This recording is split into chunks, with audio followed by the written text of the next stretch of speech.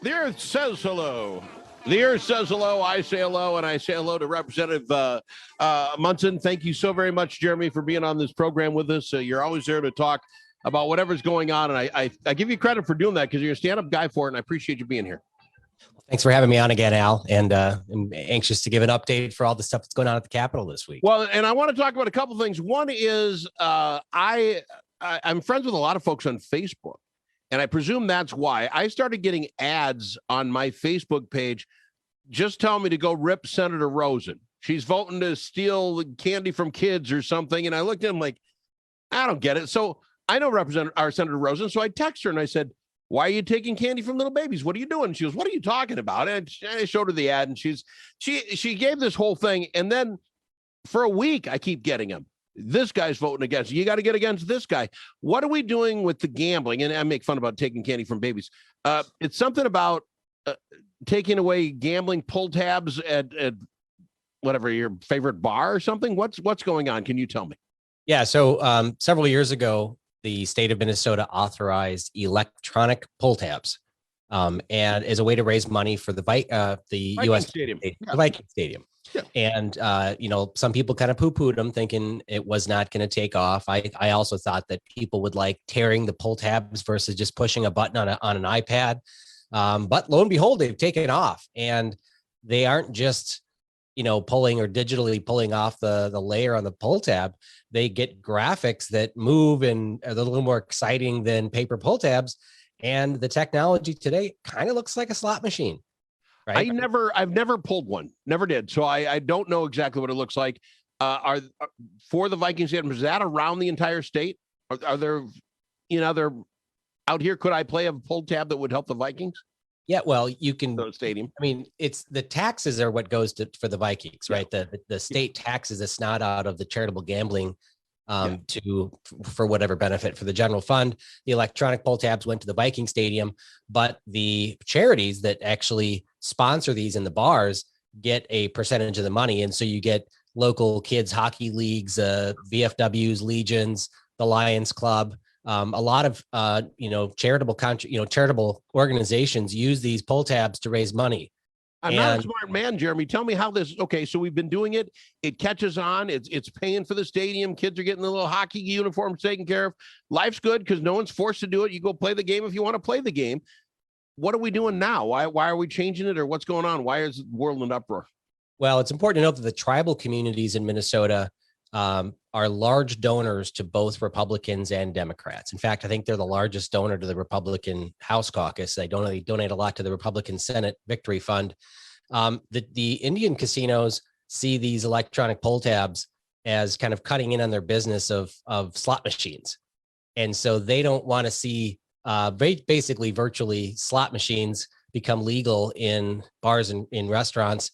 And so they are pushing to have these changed, so they go back to being a very boring digital version of a pull tab. Gotcha. Okay, so the Indian communities, those with casinos, they would like us to stop that. I get it.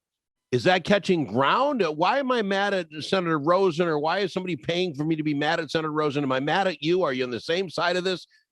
No, I didn't know it was an issue until this week. I voted against the bill. It was part of the big commerce bill that came through the House. I voted no on that. But the bill specifically to get rid of these e-pull tabs is sponsored in the House by a Democrat and 2 Republicans. And in the Senate, it's sponsored by, I think, an independent and 2 Republicans. So Republicans are majority sponsors of the bill. They want to shut it down. All these nonprofit organizations want to lobby to stop it from happening and stop this kind of swamp move to block out or box out competition for the Indian casinos. All right, okay, I gotta get in on all this. This is so inside baseball. It just drives me nuts. It's kind of like, okay, now you have pull tabs. Good, we're all happy you got the pull tabs. Now they're too much fun, so we got to fix that. I don't smoke cigarettes, but evidently the menthol ones catch on because I don't know what a menthol tastes like. It tastes like a menthol, so people want it. So we got to take that away. Maybe I'm just knucklehead here. Just leave me alone. Let's just do the stuff we like. Representative Munson, when we come back, I do have to talk about something that really is important, and I am upset about.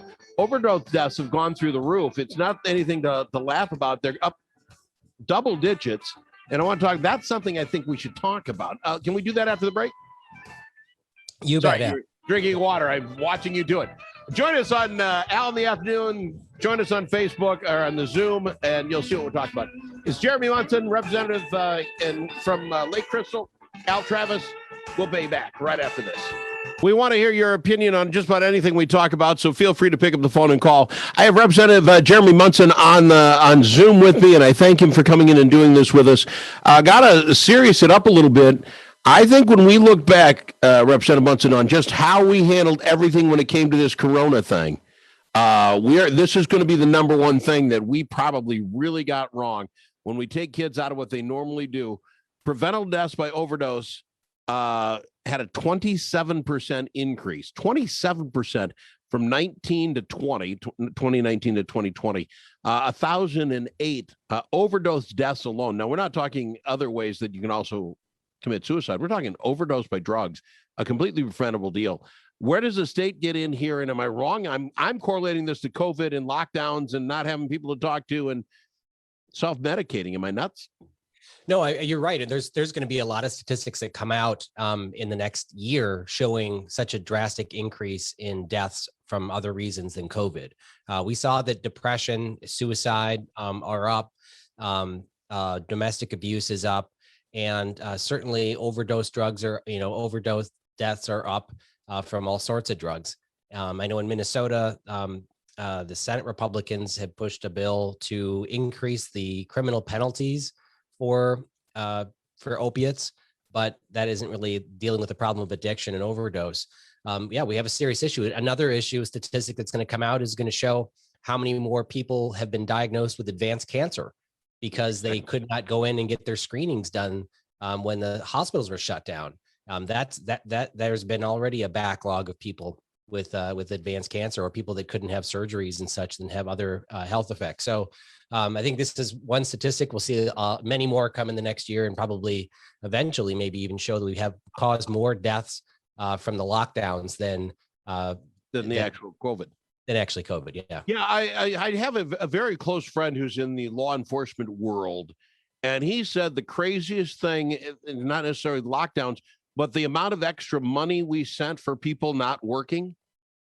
He said for those that were in the drug world, to get an extra $600, an extra $300 that they could, quote unquote, roll over, in the drug world, literally pushed money right down the drug pipeline, that they were getting checks. They didn't have to pay it back, and they didn't have to pay their rent. He said it did no favors to those that were addicted to drugs to hand them that extra money. And that makes sense. I never thought about it. It's not my wheelhouse, but I think we're going to look back and say, wow, in a lot of ways, we just let the tiger out of the kennel or the cage and said, oh, hope you make it, on the other side. So what do you at the state capitol, what can we do about it? The governor, I want to talk about him, so maybe we can segue in. I don't know that there's a law that says, don't hurt yourself by overdosing. I get that. But the governor is coming out supposedly tomorrow and changing our dial. What do you hear is going to happen, and what do you think that's going to mean for the rest of us? Well, so in full transparency, the governor is going to be campaigning for re-election, and he really can't go outside the 494, 694 loop on a campaign stop if he still has emergency powers. So he has to announce a wind down to his executive orders and restrictions on restaurants. And so my guess is he's going to tie that to vaccinations. And he might say something about, well, restaurants are at 75% capacity now. And we're roughly, 50% vaccination rate. So if we can get to 80% vaccination rate, then restaurants can open up 80%. Like he might tie it to that and really push vaccines more. What do you mean by the 494, 694 thing with Walls? Well, he can't go out to rural Minnesota. I mean, he's going to go to the fishing opener. There's already a bunch of restaurants that have the big posters up, with a picture of him saying, "Do not serve this man." I don't know if he'll be able to find a meal at a campaign. I see. Just because of people. Minnesota. Okay, I didn't know if it had something to do with executive powers. Gotcha. Okay, that makes some sense. Okay, now I see where you come from. Okay, so he comes out, and like you say, we're all running for re-election at some point. He's going to come out. He wants to fix the perception. I turn things down. I let you get back. I use it. These checks that showed up. Yeah, I don't rip President Biden on this at all. He sent the last bunch of checks out, and then he sent a letter saying, "Did you get my check?" Hey, just making sure you understand who sent you the money. I get it. It's politics. What is it? is there a number you think he'll give? And here's what I don't get. If and I talked with Boyce Olson about it earlier, if he's going to go Memorial Day, but Memorial Day will open up to 80%. Well, if the numbers say we can go there, do it now. On how do you know what the numbers will say Memorial Day or 4th of July? Either we're following numbers or we're not. Or does Memorial Day just look like, hey, if I let everybody have a great Memorial Day, they have hot dogs and hamburgers, and they all get they'll think it's me. Is there politics in this, or is it all strictly just by the numbers? Well, there certainly is some supply chain issues. If you're a restaurant and you want to open up to a larger percentage, you may want to order food ahead of time. You may want to hire staff and stuff, but it doesn't mean that he can't just tell people starting today you can do it. And the restaurants that have capacity can, and the restaurants that don't have that capability will just have to wait a week until they can, put more tables in there. I should leave the decisions up to the restaurants. And so I don't really support him, saying what's going to happen in 2 weeks. You should just, if it's safe now to open, then we should just open, rip the Band-Aid off and let, restore freedom to people.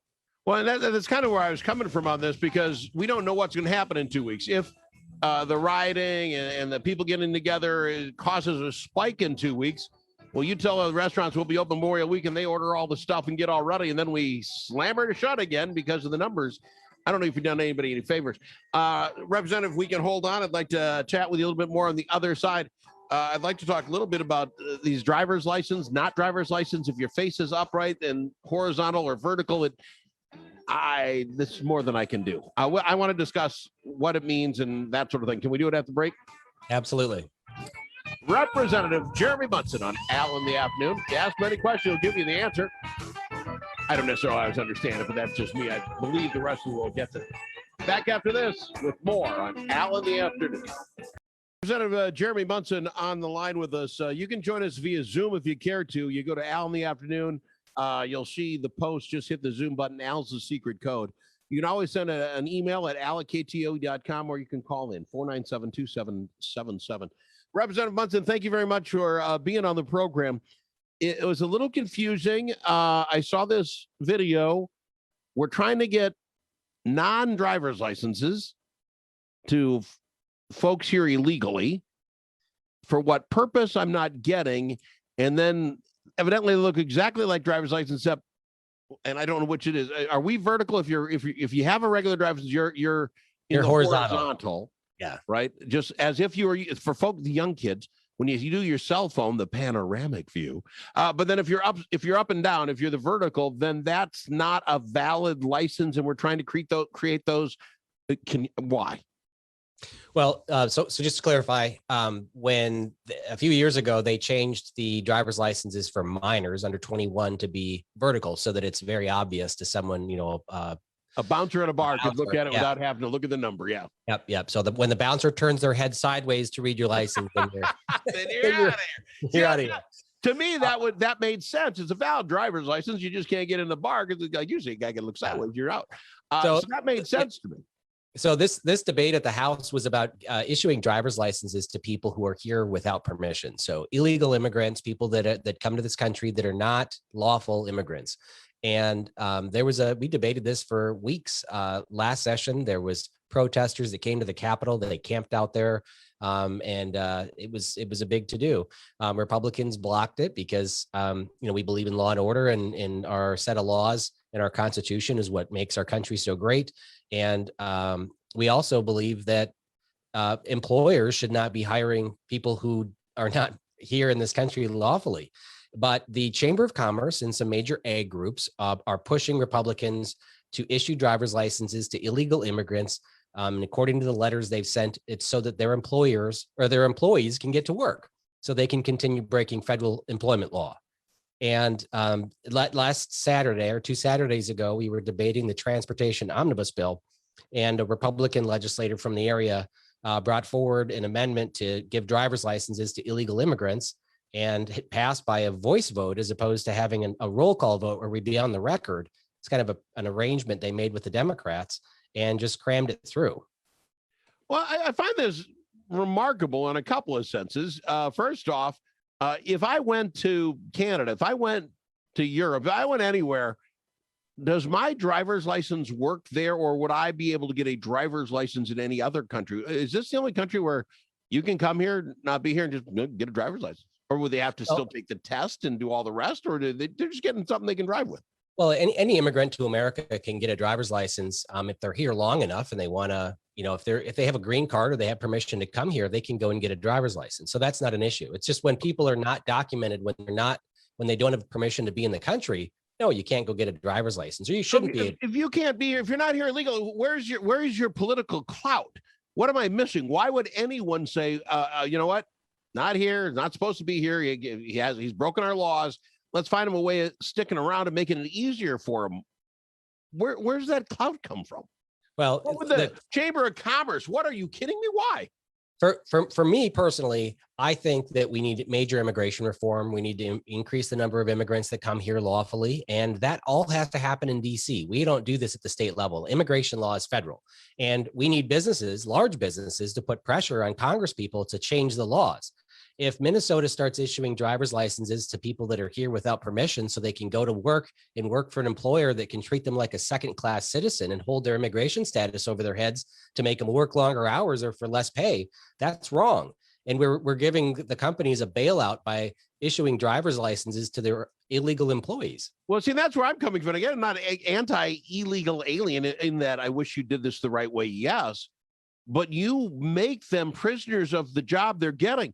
They're not getting minimum wage. They're not getting 15-minute breaks every 3 hours and an hour for lunch because that's what we do with everyone else, because they don't have to, because they're not being, the federal government doesn't know that they exist. So they're not getting those benefits. It sets them up to be used. And why would we do that to anybody? Yeah. And it doesn't make our roads safer. If you're over 18 years old, you don't have to take driver's ed. You just do a test. And so it doesn't make our roads safer by issuing driver's licenses to illegal immigrants. They can get, car insurance, and they would be required to if they had a driver's license and wanted to, get tabs for their car. But having insurance doesn't make your road safer. It just makes it the liability less if you get in an accident. All right. It doesn't make any sense to me. I think we got to do other things to help those folks out. If they're here and they want to become legalized, I get it. We can do things to help them. But helping them continue to do things illegally makes no sense. It wouldn't happen in any other. Well, I guess that's not true. We often do needle exchanges and that sort of thing to help other folks that are doing things illegal. That's a wow. All right. You explained it to me. I get it. I'm confused by it. Like I say, it would just trap these folks in. Yes, you can get here now. You got a driver's license. They're not going to harass you. I'm paying you $3 now. What do you want to do about it? You have a claim. Representative Munson, thank you very much. When we go around the corner, we'll talk some more. I'd like to talk about Teacher Day. You put another great video on your. You're killing me with the videos. You want the top video of the week? Just watch Representative Munson's Facebook page. It was the dancing girl last week. We'll talk with him about Teacher Day coming up. Fair enough? Yep. Representative Jeremy Munson on Al in the Afternoon. I've got him, Representative Jeremy Munson, on the line with us from Lake Crystal area. 19? I should know that off the top of my head. I don't know why I can't remember. 23B, Al. 23B. Okay. Presumably that'll all change here in a little while, and it might still be 23, might be A, might be B, might be 24. Who knows? We don't know, right? Right. I'm on the redistricting committee, and we have met all of 0 times this year. Don't rush yourselves. Here's what I want to talk about. Yesterday was International Teachers Day, and you were kind enough, a lot of folks were, to bring it up. My wife happens to be a second grade teacher. And I think with the whole COVID thing going on, a lot of teachers have had to do a lot of extra stuff this year than any other year. And of course, they're in there changing a little minds of mush. So I got a lot of respect for the teachers. You did happen to put down on your Facebook page a video that went viral, but I think it went viral after you found it. Once you put it up, it went everywhere. And it's of this gal, and I don't remember what state she was, but basically she was pulled over by a cop because she was on her phone, talking as she was going down the road. He pulls her over, and she lit into him. Now, I won't say everything she said, but basically just lit into him. You're a racist. You're this. You're that. I'm a teacher. You shouldn't do that. Yada yada. And he goes, I'm just getting just going to give you a ticket for you shouldn't be on your phone. You're a racist. And evidently he's Mexican. You're a Mexican racist, and you're never going to be a white guy. I mean, this girl could not have been any meaner to a guy, and to the cop's credit, he just took it. He just stood there and took it. That video went viral. I think your comment was, roughly, if I'm putting words in your mouth, we don't want to judge all cops by something one cop says. We definitely don't want to do the same thing to teachers because of this gal. And I think you knocked it out of the park with your comment. I would not want my wife to be judged by what that knucklehead lady was doing, because she knows better than drive with her, talking on her phone. Yeah, and I think that was really you found the point I was trying to make, without saying that. I guess I talked about just over the past year, we've witnessed our society cast judgment on an entire profession based on the actions of a few. There are bad cops out there, a very small percentage, but the overwhelming majority are great. Yeah. And the same with teachers. And teachers in Minnesota, especially, have been under fire, or at least the school boards and school administrations, for pushing some policies that a lot of parents are upset about, whether it's mandatory sex ed, or this comprehensive sex ed, or the the kind of the racist policies where they're trying to separate kids and teach, rewrite history and stuff. It's not all teachers that are pushing this. There's a few that get into the news and there's videos about them, but we need to hold teachers up for all the stuff they do and how great they are. And we shouldn't judge an entire industry just based on the actions of a few. Well, and I got that out of your bit. I hope if people go to your website and look at it, or your Facebook site, they'll realize that that's what you were talking about. Because I did. I'm like, boy, if every teacher was judged by what that lady just said, we'd be in that, we wouldn't be sending our kids to school. So I liked it. I appreciate you acknowledging teachers and International Teacher Day. I should have mentioned yesterday's, and I didn't. I forget things. But anyway, I appreciate that. Let's go on to what's going on. We have, looking at the calendar, 12 days. You got 12 days left to get done what you got to get done. Yeah. Where are we in the process? And this gets really weighted down, I know, because everybody's got to put their bills together to make one big, huge bill that no one can read. It's really not the best way. Where are we at? Where are we sitting today? 12 days out. Where will we get done with what we need to get done? Well, it's 12 days to the end of session, where we're constitutionally required to adjourn, sine die, not come back until next February. We do not have an agreement on how much to spend for the state. We also have the federal government raining down billions of dollars on our state, giving it actually to the governor, and the governor is going to be given $2.6 billion. The legislature would like to appropriate that money and spend it. And we can't give it to the taxpayers. That's one of the stipulations. But if we don't appropriate that money by the end of session, the governor gets to run around the state while he's campaigning, with this enormous blank checkbook, writing checks for projects and initiatives and programs, unilaterally, just one person making the decision. Two things, if I can interrupt as you go.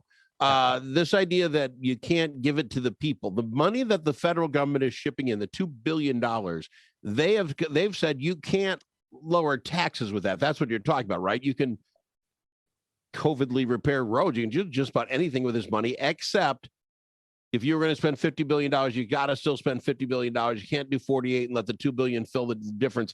It has to be added taxation, right? Or added money that they have to get.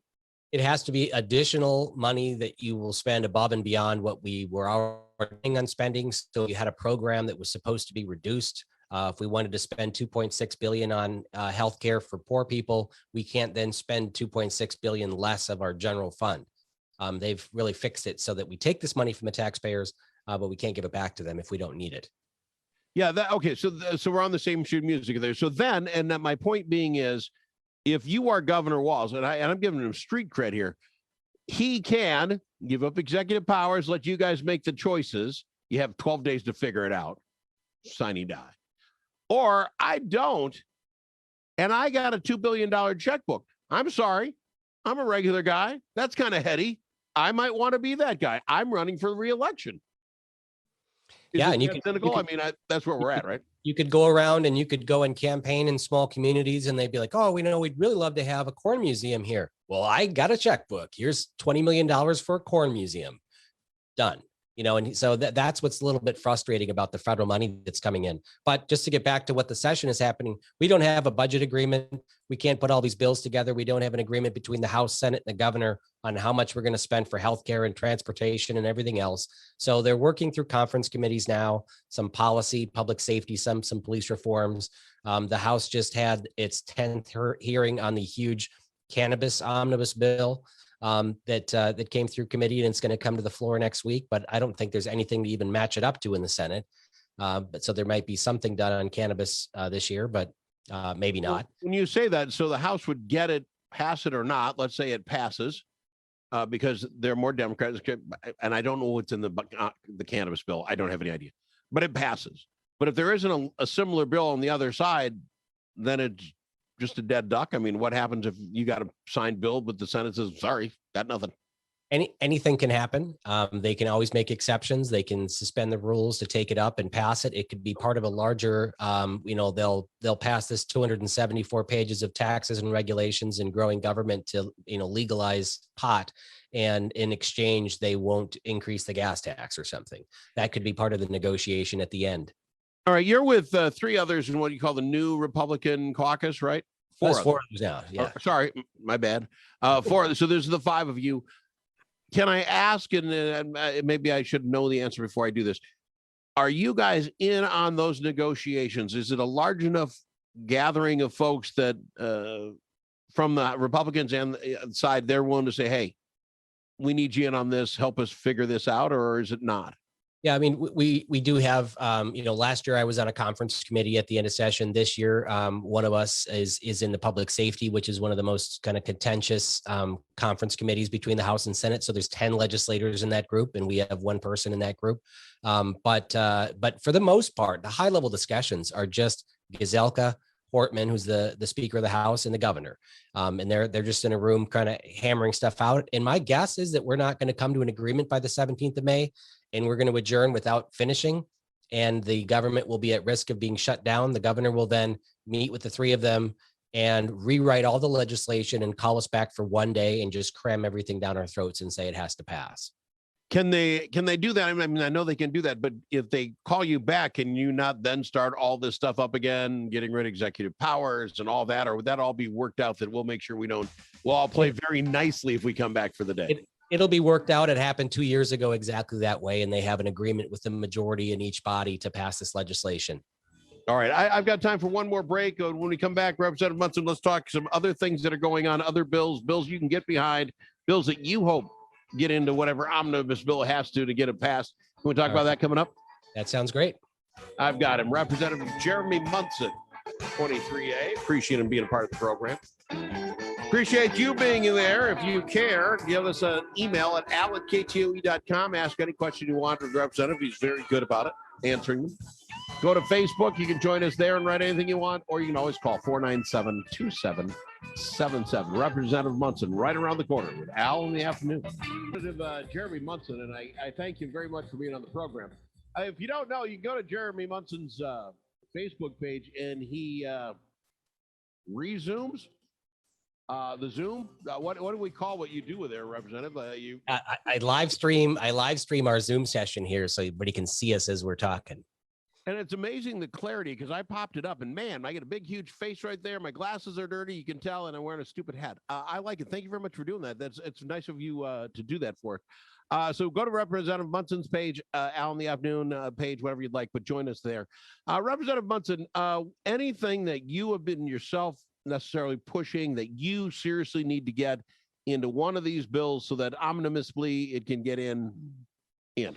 Yeah, well, thanks for asking, because I tend to be pretty critical of government, and at the same time, I am working on legislation and getting things done. I've got a bunch of bills for the district and some projects, some public works projects, but I've also been working on some policy. 2 years ago, I wrote a bill called Cassie's Law that for people that are convicted of a felony that have had a traumatic brain injury or a stroke, it offers them a neuropsychological exam to see if their brain injury has part of the reason why, or can explain what happened. The judge can take that into consideration when sentencing. We have a lot of people with traumatic brain injuries, mental illness that are in prison, and that may not be the best sentence for them. So that bill did pass the House 2 years ago. We couldn't get it moved in the Senate, but it was included in the omnibus bill this year that passed. So I'm hopeful that we'll get through. I also got a bill that prevents police from pulling people over just because they haven't paid their tax to the king on their car, or that somebody's stolen their tab. And so that did get through into the public safety bill this year as well. Don't go by that so fast, because I thought that was actually quite brilliant. I don't know if it hit you right away or if you've been planning on this thing, but basically when Mr. Wright was pulled over because of a tab violation, and then he had other things, and they're going to arrest him, and he gets shot. I mean, we're going to live through that trial here soon enough, I'm sure, within the year. You came right out and said, why in the world are we pulling people over because they haven't paid their sticker price, their tax and the tabs? I thought that's genius. Give us how that would work then if this passes, that I can't sell my car or something, right, until I catch up. I mean, there's other ways to collect your almighty dollar for the state. Yeah, I couldn't get the complete legislation through that actually removed the law requiring the people to display it. So it just removes it as a primary offense. So if a cop pulls you over for speeding and your tabs are expired, they can still write you a ticket. So it gets it part of the way there. Look, we have a lot of primary offenses. The stupid slowpoke law that says you can't if you're driving the speed limit for a indiscriminate amount of time in the left-hand lane, the cop pull you over. That shouldn't even be a primary offense. It's a primary offense to wear a smartwatch while driving. You know, we've got some dumb laws in the books, and some of them we just passed that we need to reconsider. But the tab thing got through. I'm happy that got through. I also have some bills on medical cannabis, so medical marijuana, to expand that, to reschedule it for Minnesota, because in Minnesota right now, if you're one of the 20 or 40,000 people that have that you're on the medical cannabis registry, you can't own guns. You lose your gun rights. And so this would change the scheduling to Schedule 2 for Minnesota for medical cannabis, and you can have and would allow you to have your access to your firearms to at least be able to own guns. The folks that are going for the cannabis law, this throws us up. I didn't even thought about it, but thank you for being here.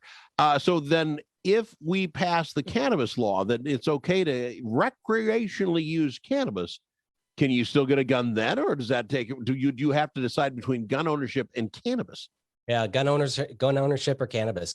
Until cannabis is changed federally, it still is on when you apply for a federal firearms license or when you apply for a permit to purchase a gun, it's on the paperwork if you use marijuana, and it reminds you that it's illegal federally. It's illegal in every state. So that would be to me, and I wonder how many people in Minnesota. I know outstate has got to be well over 50% have guns. We're out here, we hunt deer, we do our thing. I would be amazed how many of them, maybe didn't care one way or the other about cannabis. But if we pass that you can't then have your gun, I think, wow, I didn't know that. I think a lot of people in outstate Minnesota at least would think twice about trying the cannabis. That's why I've got several bills about Second Amendment rights and medical cannabis. And because I think it's really important. It's an important discussion. Now, the police will tell you they're not going to enforce it, just like they're saying that they're not enforcing the smartwatch law while driving. Well, we shouldn't have police selectively choosing which laws they enforce. If it's a dumb law, let's get rid of it. Or, let's adopt my full law that says we won't deny you a gun if you happen to have your name on a medical cannabis registry, whether you get a prescription filled or not. Yeah, that seems like common sense. But once you open that floodgate up, cannabis is interesting. I don't know how easy it is to tell if you're driving under the influence of cannabis or if you're, you've got a gun and high. I don't know. Is that easily, is the technology even there to tell? Well, yeah, they do it. Actually, they came out with a breathalyzer that they're using in other states now that'll pick up on that. But, I think the biggest thing is it's always illegal to drive while impaired. And so whether it's on, glue cannabis, or whatever else you're doing, I think we need to address a lot of that if they're going to be passing recreational cannabis law in Minnesota. All right. Well, Representative Munson, we've run out of time, but I appreciate you being on the program. Hopefully we can do it again next week, but then you're going to be under a lot of pressure because 12 months, you'll be 5 days from having to get your business done.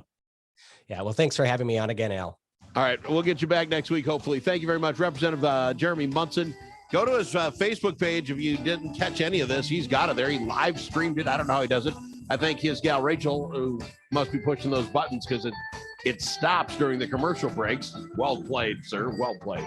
I appreciate being on the program, sir.